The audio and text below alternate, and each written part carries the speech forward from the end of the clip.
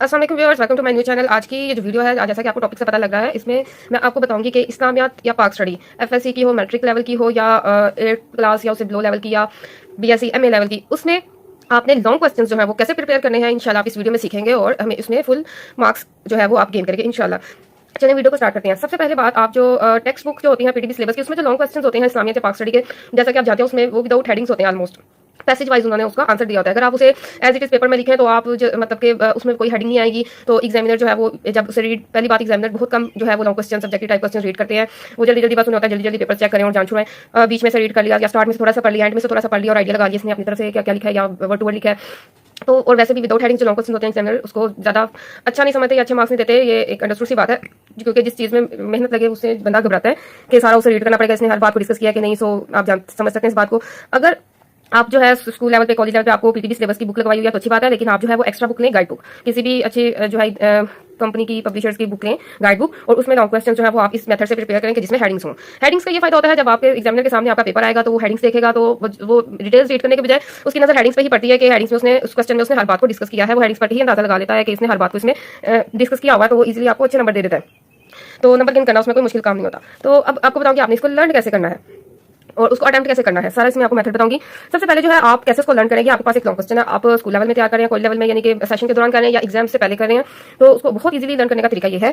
सबसे पहले ये लॉन्ग क्वेश्चन है, आप उसका जो इंट्रोडक्शन है उसको वर्ड टू वर्ड यानी अच्छे से प्रिपेयर कर लें, ताकि जब आप पेपर में स्टार्ट करें लिखना तो एग्जामिनर को उसको स्टार्ट से पढ़ना शुरू करें तो उसे पता लगे कि वाकई इसने अपनी तरफ से कोई बोंगी नहीं मारी, अपनी तरफ से कोई राइटिंग नहीं लिखी है, क्रिएटिव राइटिंग नहीं की, लेकिन उसने बिल्कुल वर्ड टू वर्ड और अच्छी एग्जैक्ट वही बातें बताई हैं जो इस क्वेश्चन से रिलेटेड है। ठीक है, इंट्रो जो है वो सबसे बेस्ट होना चाहिए और एंडिंग भी सबसे बेस्ट होनी चाहिए।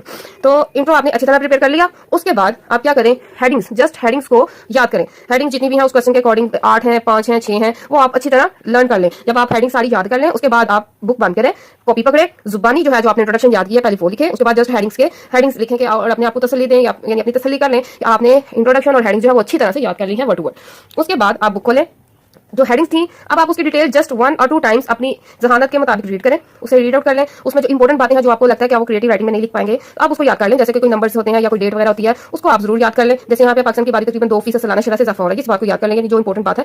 बाकी आप देखें हेडिंग्स देखें, गुर्बत और माशी बदहाली, पाकिस्तान के तलीमी मसाइल जैसा एक लॉन्ग क्वेश्चन है ये, तलबा के रुझान, इस तरह यानी आपको हेडिंग्स जो आपने खुद ही लिखी होगी आपको आइडिया हो जाएगा कि मैंने इस बार इसमें क्या डिटेल देनी है, इसमें क्या डिस्कस करना है। आप इजीली इस लेवल पे आके क्रिएटिव राइटिंग कर सकते हैं। आबादी में बेतहाशा इजाफा, इसमें आप अपनी क्रिएटिव राइटिंग में बता सकते हैं कि पाकिस्तान की आबादी में दिन ब दिन बेतहाशा इजाफा हो रहा है, इस तरह अपनी डिटेल्स दे सकते हैं। और जो मैंने आपको बताया कोई इंपॉर्टेंट बात हो, कोई अमाउंट डिस्कस करनी है, उसको बेशक याद कर लें। ठीक है, तो ये बहुत इजी तरीका होता है। इस तरह जो है आप जल्दी जल्दी लर्न कर सकते हैं। एग्जाम्स भी आपके सर पर हैं, तो जो आपने क्वेश्चन स्किप किए हुए हैं या आपने तैयारी नहीं की हुई तो आप इस तरीके से जल्दी जल्दी तैयारी करें तो इंशाल्लाह एग्जाम्स में आपके फुल मार्क्स आ सकते हैं। इंट्रो बेस्ट बनाएं, उसके बाद हेडिंग सारी याद करें। हेडिंग पर डिटेल आप अपनी तरफ से भी ऐड कर सकते हैं, लेकिन आपने इसको रीड लास्ट नहीं करना है, ताकि जब आप एग्जाम में बैठे तो आपको ज्यादा ना सोचना पड़े कि इसमें मैं क्या लिखूं, क्या क्या सोचिए। तो वो आप पहले जब एक दो दफा रीड कर चुके होंगे तो आपको आइडिया होगा उसमें इसने इस बात को डिस्कस किया था तो मैं ये लिख देता हूं। ठीक है, तो एंडिंग भी आप कोशिश करें, एंडिंग वाली जो हेडिंग देनी है एक दो वो भी आप जरा अच्छी वो थोड़ी सी वर्ड टू वर्ड याद कर लें, ताकि अगर वो एंड से भी रीड कर रहा है तो वो इस बात वो ये ना समझे कि आपने अपनी तरफ से सारा कुछ लिखा है। ठीक है, इस तरह आपको देखें आपने इस मसल में लर्न क्या किया, जस्ट इंट्रोडक्शन और हेडिंग्स। बाकी आपने जस्ट एक दो दफा रीड किया था कि आपको आइडिया हो जाए, माइंड में बैठ जाए कि इसमें इन बातों को डिस्कस करना है। ठीक है, इस वजह से अगर आप क्वेश्चन तैयार करें तो आपकी जल्दी जल्दी प्रिपरेशन भी हो जाएगी और आप अच्छे मार्क्स लेंगे। अब देखें मैं आपको मेरे पेपर प्रेजेंटेशन टिप्स वाला जो चैनल है उसमें मैंने ये आपको पेपर अटेम्प्ट करने के तरीके बताए हुए हैं, आप जानते हैं। इसमें मैं आपको बताती हूँ लॉन्ग क्वेश्चन कैसे पेपर में अटेम्प्ट करें। अगर आपके पास टाइम कम है या आपकी हैंड राइटिंग बहुत स्लो है और आपके इस तरह के प्रॉब्लम्स रह जाती हैं कि आपका पेपर रह गया है, लॉन्ग क्वेश्चन में आपको टाइम नहीं मिला, तो देखें यहाँ पे देखें ये लॉन्ग क्वेश्चन मैंने अटेम्प्ट किया खारजा पॉलिसी के मकासद। तो उसमें डेफिनेशन मैंने वर्ड टू वर्ड लिखी, वही याद की जो बुक में लिखी है। उसके बाद थोड़ा सा इंट्रो भी वही याद किया। इसके बाद इंट्रोडक्शन जब मैंने अच्छा सा दे दिया उसके बाद मैंने जस्ट हेडिंग्स जो है एग्जैक्ट वही लिखी जो मैंने याद की थी। ठीक है, बाकी जो इसकी डिटेल है वो आप अपनी तरफ से भी लिख सकते हैं, लेकिन आपने एक दो दफा उसको रीड कर लेना है ताकि आप डिटेल लिखते हुए ज्यादा कंफ्यूज ना हो कि इसमें और क्या क्या बातें लिखूं, आपके माइंड में कुछ ना कुछ बैठा होगा कि मैंने उसमें ये रीड किया था। ठीक है, आपको इसकी हेडिंग शॉर्ट से बस 4 हेडिंग थी, इसलिए इसकी डिटेल जो है वो ज्यादा डिटेल में आएगी। बाकी जो हेडिंग्स जो ज्यादा होती है उसमें डिटेल थोड़ी कम लिखें, 4 या 3 लाइन्स की या 4 लाइन्स की। जैसे कि ये देखें ये भी एक लॉन्ग क्वेश्चन है।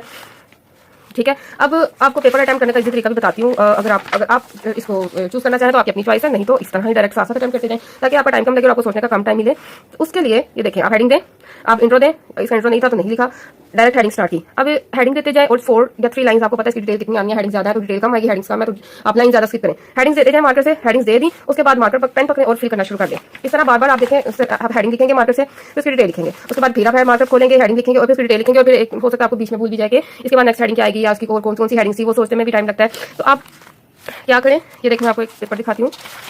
ये बीएससी का जो पाक स्टडी का पेपर है उसको मैंने इसको सोल्व किया जस्ट आपको बताने के लिए। आपकी अपनी चॉइस, आप इस तरह नहीं करना चाहते कोई मसला नहीं, आप बस जो तरीका याद करने का मैंने बताया वो आप जरूर फॉलो करें ताकि आपको हर क्वेश्चन लॉन्ग क्वेश्चन जो है इजीली तैयार हो जाए। देखिए मैंने क्या किया, इंट्रोडक्शन दे दिया, इसका हेडिंग दी, उसके बाद आपने हेडिंग्स को पहले बताना है, इस तरह तो लिख लें टाइम अगर आपके पास है, ठीक है। नहीं तो आप इस तरह ये फायदा होता है हेडिंग्स पहले लिखने का कि डिटेल बाद में देने का। इस तरह हेडिंग्स आप एक दफा सोच के सारी लिख लेते हैं, उसके बाद आपको आसानी रहती है, आप यहाँ से देखते जाते हैं और लिखते जाते हैं, सॉल्व करते जाते हैं, ठीक है। उस तरह अगर आप डायरेक्ट लिखना शुरू करते हैं तो फिर आपको बार बार सोचना पड़ता है कि और कौन सी हेडिंग थी और कौन सी हेडिंग थी, इस तरह सोचने में टाइम लगता है। तो ये देखें, आप क्या करें, मार्कर पकड़े, हेडिंग दें। अब इसकी डिटेल का आपको आइडिया होगा कि मैंने इसमें कितनी डिटेल लिखनी है, 3 to 4 लाइन्स है या 5-6 लाइन्स है या 2 पैसेजेस लिखने हैं, ठीक है। वो हेडिंग्स पर डिपेंड करता है हेडिंग कितनी है, ज्यादा है तो आप डिटेल कम लिखें, कम हेडिंग्स है तो आप डिटेल ज्यादा लिखें। तो मार्कर पर जल्दी जल्दी से हेडिंग्स दे दें, हेडिंग्स दे के उसके बाद पेन पकड़ें और जल्दी जल्दी उसको फिल कर दें, ठीक है।